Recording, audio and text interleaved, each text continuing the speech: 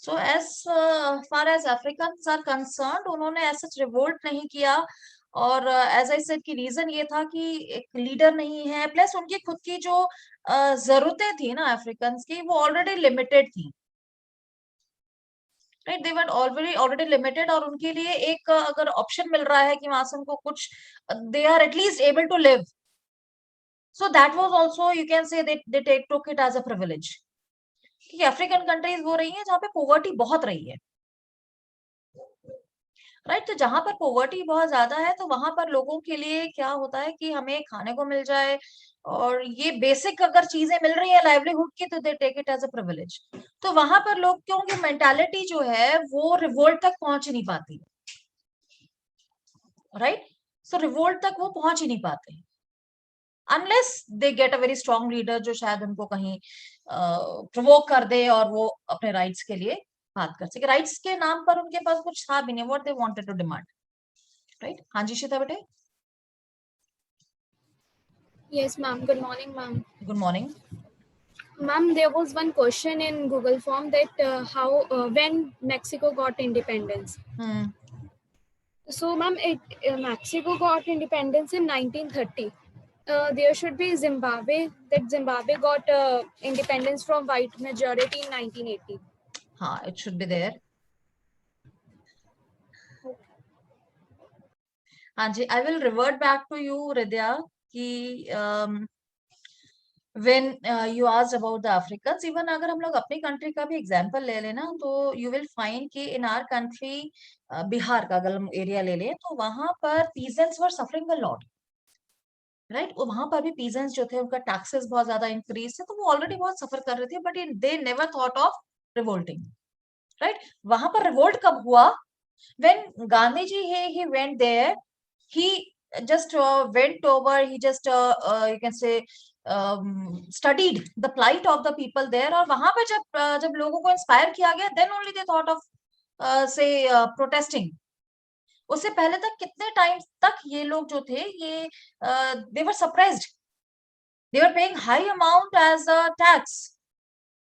Not only here in Bihar, Assam है, या जहां पर प्लांटेशंस होती थी, जहां पर टी है वो उगाई जाती थी, ये unless they could get a good leader, they did not even think of revolting. Right, तो ये रिवोल्ट जो होता है, ये एक ऐसा नहीं है कि कोई कुछ ग्रुप ऑफ पीपल के दिमाग में आ गया कि हमें यस रेजिस्ट करना है, तो it's on. Many factors are there which are responsible for the revolt, and plus that requires a very you can say strong leader for it। Right, हाँ जी, एक नूर बेटा, you have raised a hand।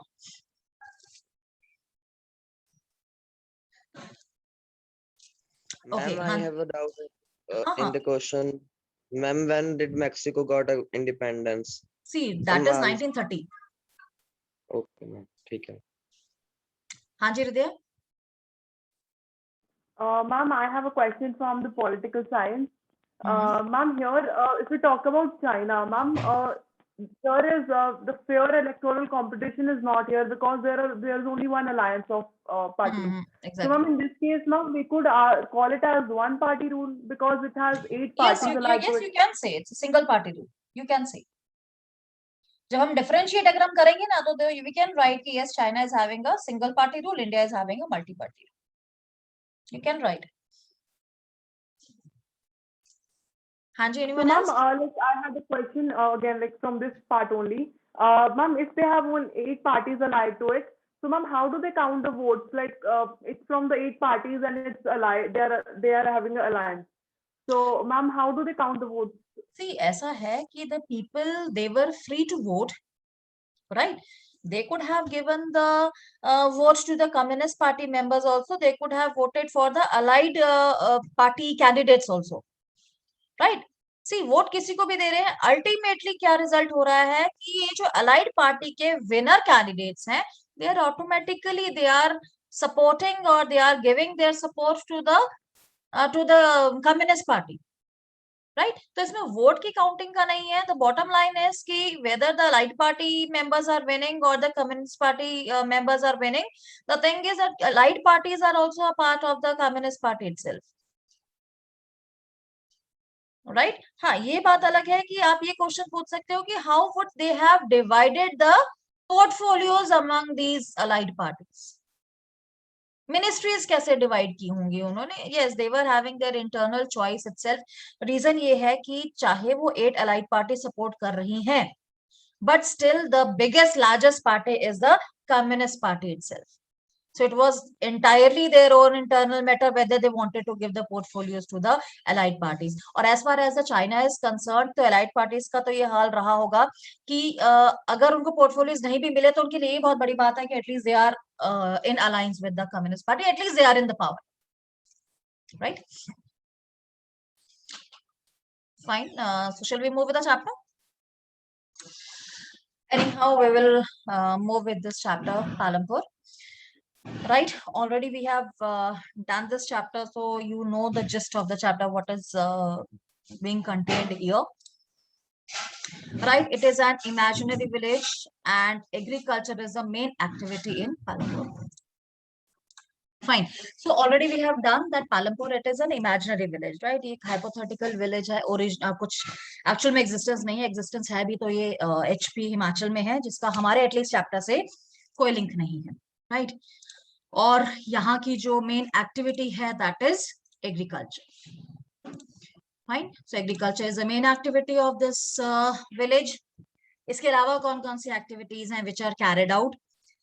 Small scale manufacturing, dairy products, transport etcetera, shopkeeping भी है इसमें। और ये सारी जो एक्टिविटीज हैं we call these activities a non farm activities, right. So again I am saying कि बहुत सिंपल सा क्वेश्चन है कि what are the non farm activities, और इसमें हमने कंफ्यूज नहीं होना है, और ये normally it happens that the children get confused, right. The activities other than farming, all the activities other than farming are called the non-farming activities, जिसमें अगर हम पालमपुर के बारे में पूछ रहे हैं आपसे तो you will be writing the small scale manufacturing, dairy, transport and shopkeeping. And if it is asked in general, right, then there are ample of activities which are other than the agriculture, right? Fishing है, mining है, banking है, investments है, कितने सारे जो areas हैं working के that are other than the agriculture. So हम सभी को हम नॉन फार्मिंग एक्टिविटी में इंक्लूड कर लेते हैं, राइट। ये बड़ा अच्छा ग्राफिकली आप ये बताया हुआ है, it's very easy to understand also, pictures बड़ी बढ़िया बनाई हुई है इसमें।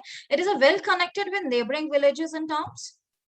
रायगंज है, यहाँ से एक बड़ा एक विलेज है which is 3 kilometres from Palampur, right, and an all-weather road connects a village to Raiganj and further on to the nearest small town of Shahpur. So you can see, otherwise भी आप लोग कभी ना कभी निकले होंगे यहाँ से villages से, तो you must have seen कि आजकल क्या जो हमारे villages है बहुत ही ज्यादा पक्की सड़कें हैं and everything, every almost facilities है, right? Even हमारे स्कूल के जो पीछे है वो दुसांझ कला आई थिंक विलेजेस है, आप उसकी तरफ भी चले जाओ तो you will see कि कहने को village है but well developed है, right, well developed roads हैं, and it is I mean good to see these villages की जो एक हमारा एक impression होता है कि village जो है कच्चा हाउस है या कच्ची सड़कें हैं, so that is at least not there, आज के टाइम पे तो at least नहीं है, right. And the transport which is found on the roads of Palampur, bullock carts, tractors, tongas, motorcycles, trucks, jeeps, और अगर हम इसको पंजाब के साथ कहीं कनेक्ट करना चाहेंगे तो यहाँ पे सिर्फ शायद टोंगास जो है वो हम लोग नहीं देख पाते हैं, राइट, और otherwise rest of the mean the modes of transport आते हैं। और टोंगास जो है ना that are more common in UP side, Uttar Pradesh में टोंगास बहुत कॉमन है। आप चले जाइए हरिद्वार चले जाइए या आप उस एरिया में जाइए तो you will find this tongas very very common. Punjab में यहाँ बहुत ही कम है, पंजाब में भी ना यू विल फाइंड, अगर आप मलेरकोटला साइड में जाएंगे वहां पर आपको टोंगा जरूर मिलेंगे। यहाँ पर जलंधर, लुधियाना या फगवाड़ा, यहाँ पर you will not find this mode of transport, right, and otherwise it's wonderful to travel on tongas, right. You can see the community life in Palampur, ये हम लोग डिस्कस कर लेते हैं। आप ये जो पिक्चर आप देख रहे हो इसमें कॉमनली आप विलेजेस में ऐसी ही पिक्चर्स देखते हैं। हाँ, अगर आप इसको कंपेयर करेंगे पंजाब के विलेजेस के साथ तो यहाँ पर आपको ऐसा नहीं मिलेगा। पंजाब के विलेजेस में आपको क्या मिलता है, that the houses are scattered, right, farms के साथ ही घर है, फार्म्स भी साथ में है। और पंजाब में आप अगर देखें तो बड़े बड़े से घर हैं जो गांव में बने हुए हैं। ऐसे क्लोजली जो है वो बहुत कम एरियाज होंगे जहां पर ऐसे क्लोजली बिल्ट हाउसेस जो हैं आपको विलेजेस में मिलेंगे पंजाब में। Right, so as far as the community life of Palampur is concerned, 450 families belonging to different caste live in Palampur. So ये पालमपुर के साथ ही नहीं है, तकरीबन जितने भी विलेजेस हैं उसमें same type of you can say system is there, जहाँ पे हर कास्ट के लोग रहते हैं। और अभी भी जो कास्ट सिस्टम है, that is as already I have told, it is still prevalent in many of the villages. Right, ये बहुत कॉमन है और हर जगह पाया जाता है, और हर विलेज में आपको ऐसा नजर आएगा कि few houses are there which are on the outskirts of the villages. Punjab में भी कई विलेजेस हैं जहां पर आपको ये चीज दिखने को मिल जाएगी, यूपी, बिहार, उड़ीसा, यहाँ पे तो it is very very common, where the so called low caste people, they are meant, they are forced to live outside or on the outskirts of the villages. Most of the land that is owned by the upper caste people, they live in big houses made of bricks with cement plastering, and the ACs live in small houses made of mud and straw. ये बहुत ही common चीज है, right, कुछ भी इसमें uncommon नहीं है। आपको शायद सुनने में हैरानी होती होगी कि आज भी ऐसा होता है, तो यस, आज भी ऐसा होता है। दो डेवलपमेंट बहुत ज्यादा हो गई है इंडिपेंडेंस के बाद, तो I mean lot of development is there, but still the mentality of the people has till now not changed. हम लोग अभी भी उसी टाइम पीरियड में हैं, and we can not broaden our horizon. Most of the houses have electric connections, ये चीज तो आपको पंजाब में बहुत कॉमनली नजर आती है। Electricity pass all the tube wells in the fields and is used in various types of small businesses. आप ये चीज ऐसे मैंने बताया कि ट्यूब वेल्स जो हैं ये आपको बहुत कॉमनली नजर आते हैं पंजाब में भी और बाकी एरियाज में भी, बट इसका एक नुकसान क्या है कि it is using the underground water. ये जितना भी इरिगेशन के लिए पानी यूज हो रहा है वो अंडरग्राउंड वाटर यूज हो रहा है। It means there is a deterioration or decrease in the water table. और ये तो आप सिर्फ एक फार्म की बात अगर आप देखते हैं तब भी यू कैन सिंपली अज्यूम कि कितना ज्यादा पानी जो है यूज हो रहा है। और all over the country when the tube wells are being used, तो कितना ज्यादा जो अंडरग्राउंड वाटर है वो यूज होता है। और ये जो ओवर इरिगेशन वाला जो सिस्टम है वो पंजाब में सबसे ज्यादा है। पंजाब एक ऐसा स्टेट है जहां पर ओवर इरिगेशन जो है वो सबसे ज्यादा होती है, अंडरग्राउंड वाटर जो है सबसे ज्यादा यहीं पर यूज होता है। So that's a great threat to the environment. It has 2 primary schools and 1 high school. और ये चीज भी बड़ी कॉमनली आप देख सकते हैं, आप लोग स्पेशली जब इलेक्शंस होते हैं ना, तो इलेक्शंस के टाइम पे ये जो प्राइमरी स्कूल्स हैं या हाई स्कूल्स हैं वहां पर ही वोटिंग सेंटर्स बनते हैं, पोलिंग बूथ बनते हैं। तो we are also very much aware of these things कि like we had gone many times to these schools and we have voted there, क्योंकि वोटिंग सेंटर्स ये बनते हैं। और यहाँ भी हर विलेज में कम से कम एक प्राइमरी स्कूल जो है वो जरूर होता है, एक हाई स्कूल जरूर होता है। If the village is very small तो वहां पर 2 प्राइमरी स्कूल्स बन जाते हैं और 2 विलेजेस को कंबाइन करके एक हाई स्कूल बन जाता है, राइट। बट वो भी देखते हैं कि जो डिस्टेंस है इन विलेजेस का वो इतना होना चाहिए कि जो the children can go to these high schools by walk, right. So ये सिस्टम जो है ये गवर्नमेंट ने बड़ा ही सोफिस्टिकेटेड सिस्टम बना रखा है। एटलीस्ट जो स्कूलिंग है वो हमारी कंट्री में नंबर ऑफ स्कूल्स की कमी कहीं पर नहीं है। ये बात अलग है कि विलेज लेवल पे the people themselves don't want their kids to say go to school. Multiple reasons हैं, जो तो अच्छे वेल ऑफ है now they are sending their children to the private schools, but जो पुअर है उनके लिए क्या होता है कि उनका बच्चा जो है वो फार्मिंग में उनकी हेल्प कर देता है। अगर ये सोइंग सीजन है या हार्वेस्टिंग सीजन है, आप लोगों ने क्लास 8th में एक चैप्टर पढ़ा होगा, आप लोगों को याद होगा, civilising the native somewhat, right. Civilising the native, educating the nation, right. उसमें आप लोगों ने क्या पढ़ा था कि earlier what used to be the pattern of education, system of education in India, कि विलेज लेवल पे जो टाइम टेबल होता था स्कूल का बड़ा फ्लेक्सिबल होता था। फ्लेक्सिबल इट मीन्स कि मॉर्निंग सेशंस भी हो जाते थे, इवनिंग सेशंस भी हो जाते थे. उससे क्या होता था कि the kids they could help their parents during the sowing season and the harvesting season also.